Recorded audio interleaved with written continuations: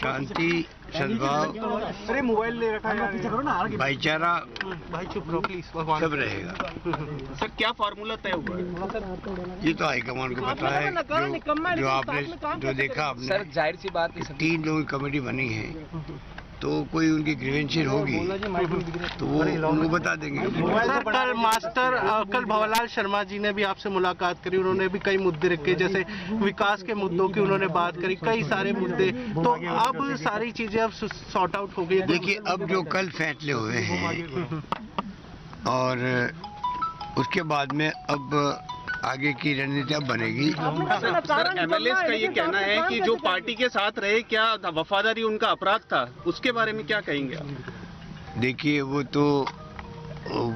एक इतिहास बन गया है। दीपक जी 100 से अधिक लोगों को इतने लंबे समय तक एक साथ रहना, और एक आदमी टूट के नहीं गया, एक आदमी पूरा जोर लगा लिया। बीजेपी के नेताओं ने पूरा षड्यंत्र किया सरकार को किसी कीमत पे गिराना, हम लोगों को किसी कीमत पे गिराना है। उस माहौल के अंदर अगर हमारे एमएलए एक आदमी छोड़ के नहीं गए, एक आदमी, आप कल्पना कीजिए उसके बारे में हमारे दिल में क्या स्थिति होगी, आप जान सकते हो। और मैंने उनको कहा है कि आप लोगों ने इतिहास बना दिया, और जब तक मैं रहूँगा जिंदा तब तक आपका अभिभावक के रूप में रहूँगा, ये मैंने उनको कहा है। और मेरा फर्ज बनता है कि एक आदमी, लोभ, लालच, हॉस्टेडिंग क्या नहीं हो रहा था, डराने के धमकाने के काम हो रहे थे, एक आदमी छोड़ के नहीं जाए। और इतने लंबे समय तक होटलों में रहना पड़े जिनको, उनको हम कैसे भूल सकते हैं? तो उनके लिए हमारे दिल में जो भाव है वो जानते हैं, मैं जानता हूँ।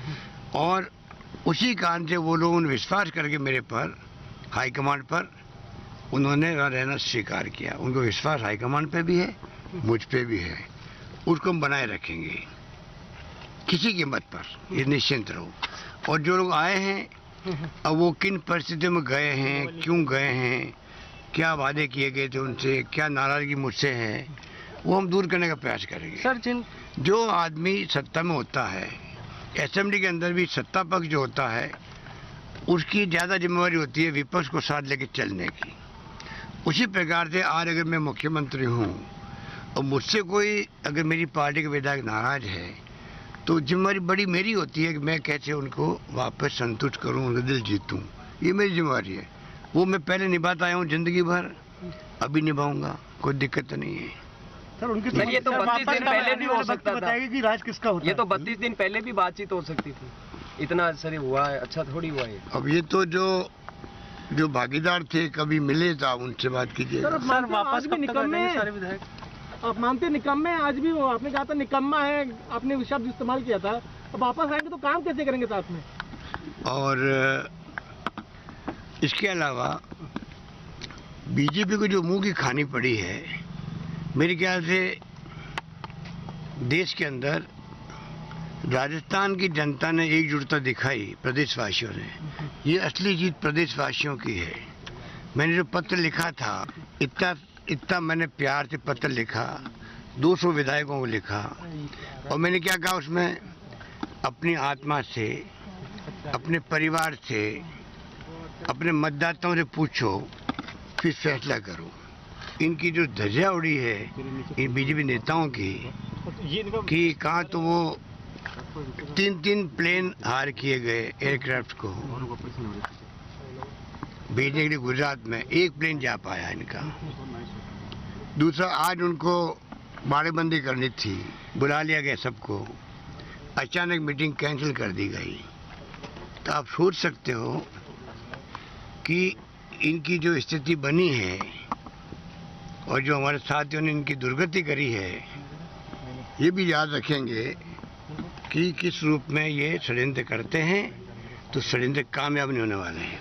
और राजस्थान की जनता ने दिखा दिया है, हमारे कार्यकर्ताओं ने दिखा दिया है, हमारे विधायकों ने दिखा दिया है कि बीजेपी का जो अहम है, घमंड है, अहंकार है, देश के अंदर, हर राज्य के अंदर कांग्रेस जनों के अंदर उत्साह का संचार हुआ है, और सब मिलकर के इनका मुकाबला कर सकते हैं।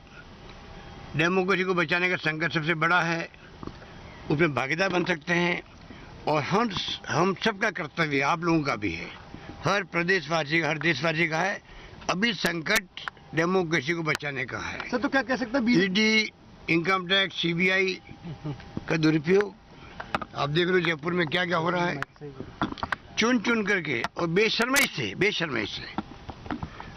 कांग्रेस वाले जब राज करते थे हर चीज देखते थे, जनता क्या सोचेगी, जनता क्या कहेगी, लोग क्या कहेंगे, ये हमारी भावना होती थी। उसके अकॉर्डिंग टू फैसले होते थे, मुख्यमंत्री के इस्तीफे, रेल मंत्री के इस्तीफे, लॉ मिनिस्टर के इस्तीफे। अब इतनी बेशर्म सरकार आई है, लोग क्या कहेंगे चिंता ही नहीं है। जब आप धर्म के नाम पे राजनीति करोगे तो फिर ये जो आपकी भावना है कि परवाही मतलब लोग क्या कहेंगे, धर्म के नाम के डिवाइड करो, चुनाव जीत के आओ। 31% पे आए पहले, अब आए 39% पे आए। बाकी लोग रहते नहीं कि देश के अंदर 70% लोग क्या सोचते हैं।